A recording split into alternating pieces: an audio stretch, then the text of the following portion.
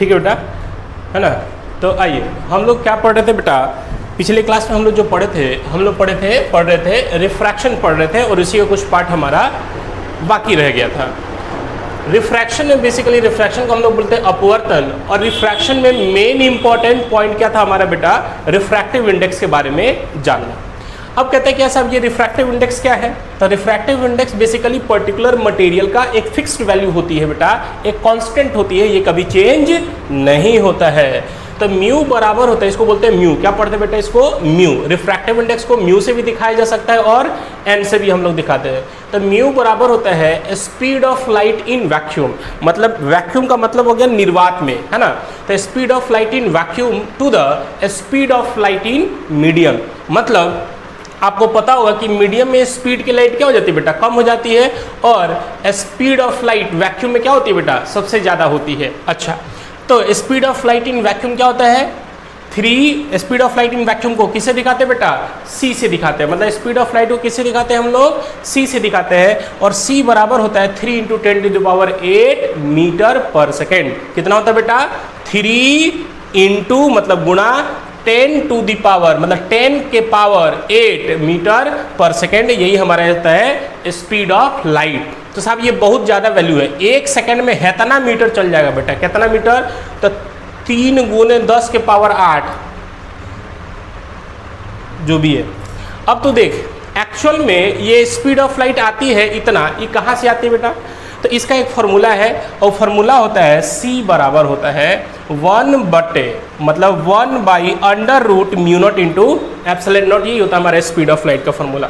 अब तुम सोच, μ0 को हम लोग बोलते थे permeability constant in vacuum. Vacuum को हम लोग फ्री स्पेस ही बोलते हैं बेटा, है ना, मतलब निर्वात में। फ्री स्पेस या वैक्यूम या निर्वात तीनों एक ही वर्ड है। तो निर्वात में या वैक्यूम में जो निर्वात या वैक्यूम में ये जो μ0 का मान होता है उसका होता है 4π × 10⁻⁻7 ऐसा यूनिट में, और एक होता है वहाँ पे एप्सिलॉन नॉट होता है ना बेटा। इस एप्सिलॉन नॉट क्या बोलते हैं इसको? एप्सिलॉन नॉट को हम लोग बोलते हैं परमिटिविटी कांस्टेंट। ये भी कहाँ डिफाइन होता है बेटा? वैक्यूम में ही, मतलब निर्वात में ही, मतलब फ्री स्पेस में। शाबाश बेटा। थोड़ा एनर्जी डाउन लगेगा आप लोगों को बेटा, है ना, तो तबीयत थोड़ा सा ठीक नहीं लग रहा है, कैसे भी करके आप लोगों को लेक्चर दिया जा रहा है ना, तो घबराना नहीं है। I hope so. ये वायरल फीवर है तो ये 4-5 दिन कम से कम लेगा बेटा। आइए, तो कह रहे हैं क्या, एप्सिलॉन नॉट की वैल्यू होती है 8.85 × 10⁻12, और ये भी किस में होता है बेटा? ऐसा यूनिट में होता है। और इन दोनों के बारे में फुल डिटेल हम लोग कहाँ मारने वाले हैं बेटा? इलेक्ट्रोस्टैटिक और मैग्नेटिज्म हमारा चैप्टर आएगा, उन्हीं चैप्टर्स में ये दोनों हमको पढ़ना है। लेकिन फिलहाल के लिए स्पीड ऑफ लाइट इतना होता, इतने होबे करेला बाबू, इतने याद कर लेगा तैन लोग के, ठीक बा। केंग अब होइल केंग आइल ओकर बारे में कोनो पूछे के नहीं तैन लोग के, बाद में अपने आप जब आई तो बुझा जाई तैन लोग, का हो जाए बेटा? बुझा जाई, ठीक बा। आओ, तो कहता कि स्पीड ऑफ लाइट कितना होला बाबू? तो स्पीड ऑफ लाइट बराबर होला 1/√μ0 × ε0, इतना होला। अब बात का बा कि हैकर वैल्यू में पुट कर देवल जाई, वैल्यू में डाल देवल जाई, मतलब वैल्यू इसमें रख दो बेटा, तो क्या हो जाएगा? μ0 का मान, ये सब हम करवा दिए थे बेटा। वैल्यू पुट कर दो, तो पुट करने के बाद इसका मान आया था 2.98 × 10⁸ मीटर पर सेकेंड में आ गया था। यही अपना स्पीड ऑफ लाइट आ गया था बेटा, ठीक है। लेकिन ये कहाँ पे है? तो speed of light in vacuum, निर्वात में ये स्पीड ऑफ लाइट है। लेकिन हमने आपको अभी बताया कि जैसे ही कोई मीडियम मिल जाएगा, कोनो माध्यम मिल जाएगा, तो साहब माध्यम में जाने से जो प्रकाश की चाल होती है बेटा वो कम हो जाती है, धीरे हो जाती है। तो वो कैसे धीरे हो जाता है? तो ध्यान से देखो बेटा।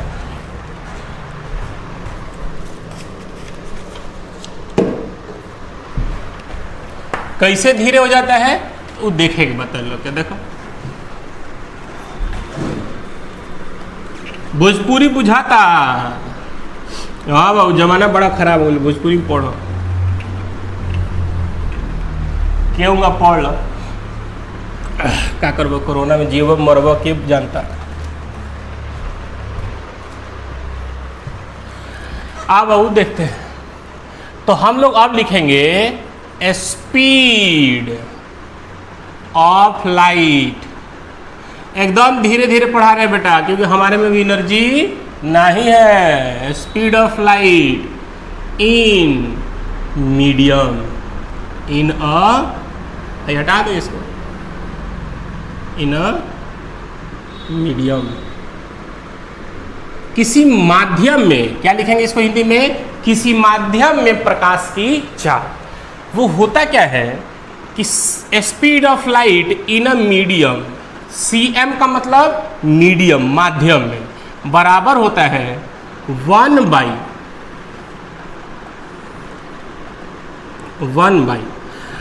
ई जो यहाँ पे म्यू नॉट था ना बेटा, ठीक है, म्यू नॉट, जिसको हम लोग बोलते हैं परमिएबिलिटी कांस्टेंट बोलते थे ना। अब इस म्यू नॉट के साथ साथ, ये तो वैक्यूम में था, और जैसे ही माध्यम आ जाएगा तो माध्यम में आने के कारण एक और आ जाता है, म्यू नॉट के साथ आता है म्यू आर। इसको बोलते हैं रिलेटिव परमिएबिलिटी कांस्टेंट, परागम्यता, है ना। म्यू नॉट को क्या बोलते हैं बेटा? म्यू को क्या बोलते हैं यहाँ पे? परमिटिविटी को हिंदी में क्या बोलते हैं? परागम्यता।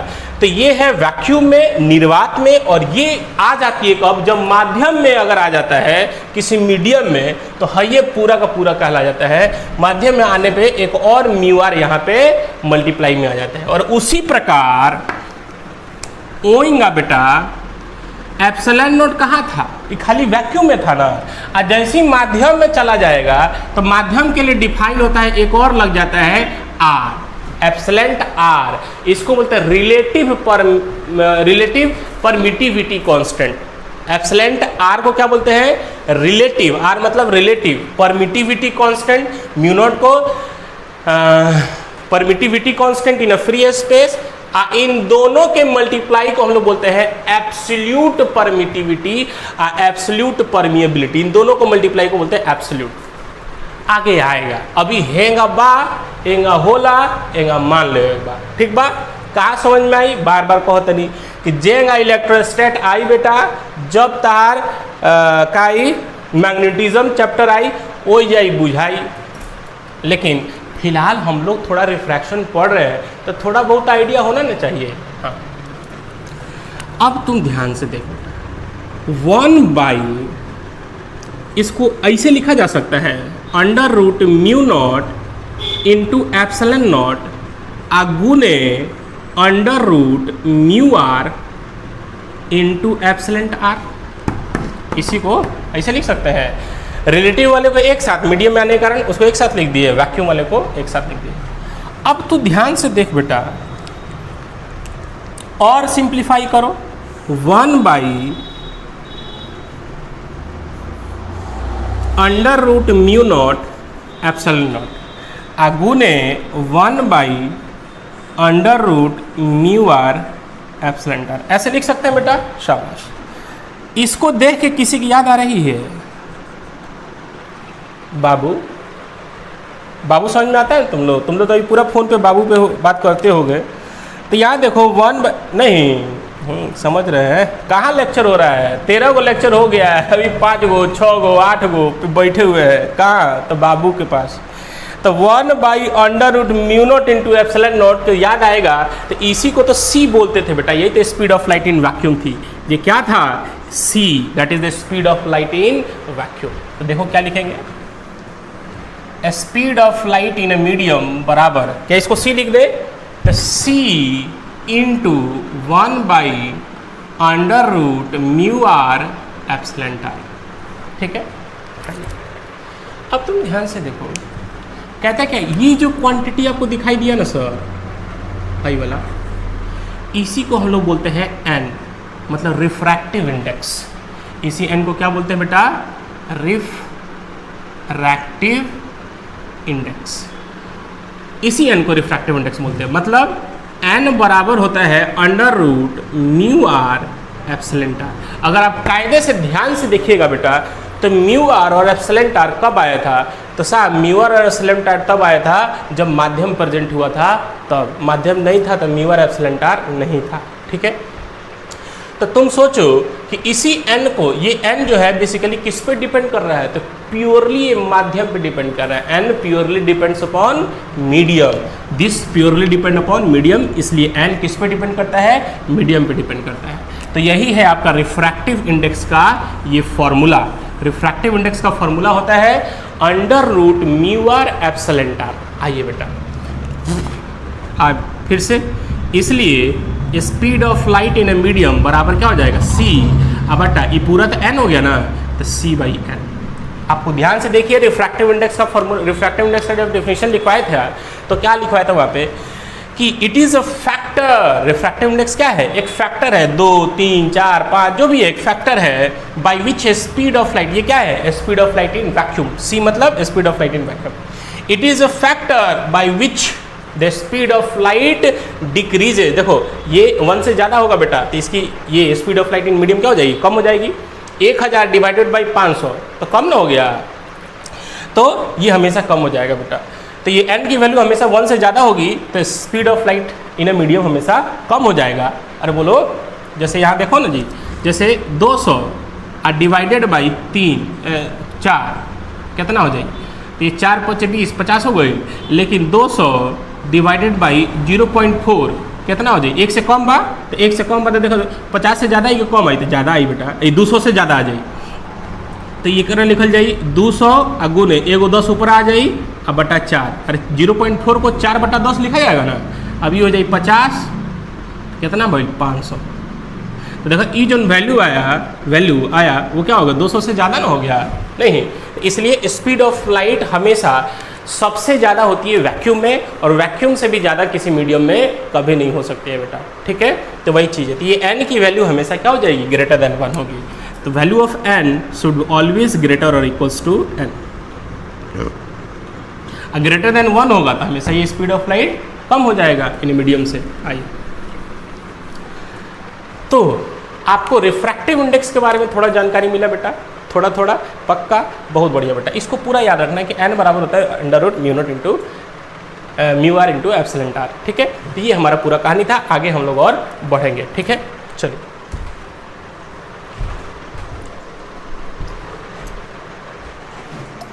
यही पढ़ाए थे अभी।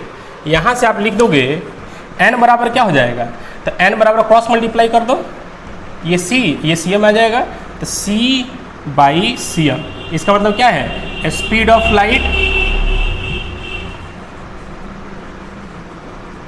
इन वैक्यूम बाई, ये cm क्या है, speed of light in medium, speed of light in medium, जो आपको पहले लिखवाया गया था। समझ में आया बेटा, वो कहाँ से आया था, वो यहीं से आया था बेटा, ठीक है। जो n को हम लोग डिफाइन किए थे ना, as speed of light in vacuum to the speed of light in medium, अभी थोड़ी देर पहले, तो वो यहीं से आया था बेटा। n बराबर c बाई सी एम, ठीक है, या cm बराबर c बाई n, ठीक है। ये दोनों फॉर्मूला ही आपके लिए क्या है बेटा, इंपॉर्टेंट है। ये दोनों फॉर्मूला आपको समझना पड़ेगा, ठीक है। आइए, और n की वैल्यू हमेशा क्या होगी बेटा, ज़्यादा होगी। आइए देखिए,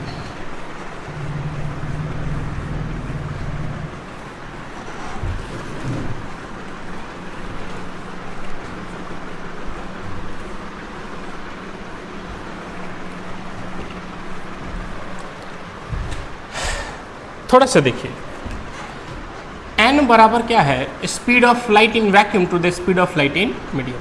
अब तो ध्यान से देख, या आप इसको ऐसे भी बोल सकते हो, speed of light in medium बराबर होगा speed of light in vacuum to the refractive index. तो तुम सोचो कि जिस मीडियम की n की वैल्यू जितनी ही ज़्यादा होगी, क्या ये ज़्यादा होगी तो ये वाली वैल्यू क्या हो जाएगी, कम होगी। इन्वर्सली प्रोपोर्शनल है n और cm में, हाँ। तो जैसे ही n की वैल्यू बेटा 1 से बढ़ते जाएगी तो cm की वैल्यू क्या हो जाएगी, घटते जाएगी। मतलब जिस मीडियम के लिए, ध्यान से समझना बेटा, n क्या है, किसी माध्यम का होता है ना, हाँ। तो अगर किसी माध्यम का रिफ्रैक्टिव इंडेक्स की वैल्यू, जिस माध्यम की रिफ्रैक्टिव इंडेक्स की वैल्यू जितनी ही ज़्यादा होगी, हाई होगी, उस माध्यम में स्पीड ऑफ लाइट ज़्यादा होगी कि कम होगी बेटा, तो उतनी ही कम होगी नहीं, क्योंकि n की वैल्यू अगर बढ़ेगी तो cm की वैल्यू क्या हो जाएगी, घटेगी। तो हायर क्या लिखेंगे स्टार देके, higher the value of N, मतलब रिफ्रैक्टिव इंडेक्स,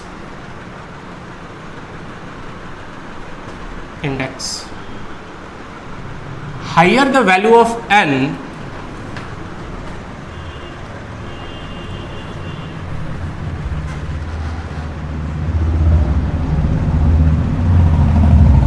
lesser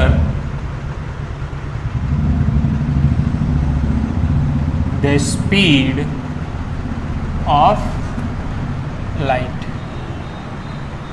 मतलब रिफ्रैक्टिव इंडेक्स की वैल्यू जितनी ही ज़्यादा होगी किसी माध्यम की, तो साहब उस माध्यम में स्पीड ऑफ लाइट भी हमारी क्या होगी, उतना ही कम होगी। बोलो कोई दिक्कत तो नहीं साहब, वही चीज़ लिख दिया है। अच्छा एक चीज़ आओ बेटा, एक क्वेश्चन आपसे पूछ रहे हैं। क्वेश्चन क्या पूछे कि अभी आप सबसे क्वेश्चन पूछ रहे हैं बेटा, आपको जवाब देना है। हम कहे क्या कि जब भी लाइट एक माध्यम से दूसरे माध्यम में जाती है, ठीक है, तो लाइट क्या कर जाती है, बेंड कर जाती है या डेविएट कर जाती है, मतलब विचलित हो जाती है अपने पाथ से, पूर्व पथ से, है ना। तो अगर डेविएशन या बेंडिंग फेनोमेनन अगर किसी लाइट रे में देखी जाती है, ठीक है, व्हेन मीडियम चेंज होगा तब, तो उस केस में उसको हम लोग बोलते हैं refraction.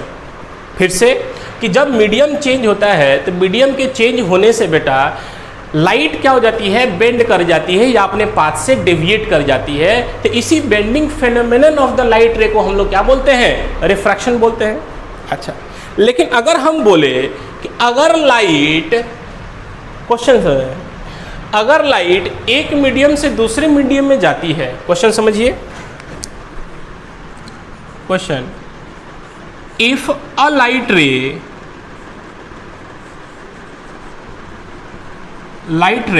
travels from one medium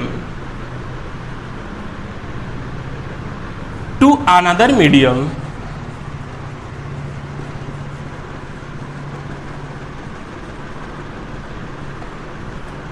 without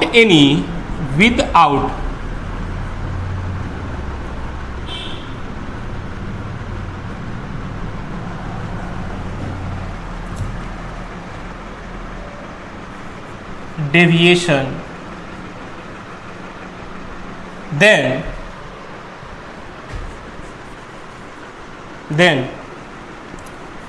it will be a case of option number A, reflection, option number B, refraction,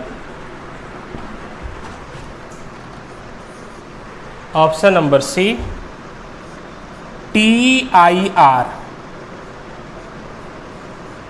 total internal reflection, option number D none. ठीक है, पहले क्वेश्चन समझो बेटा क्या कह रहा है।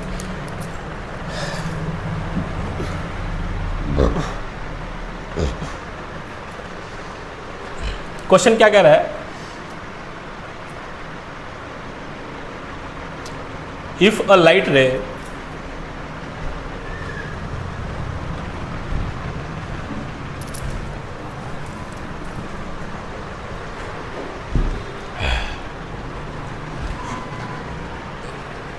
if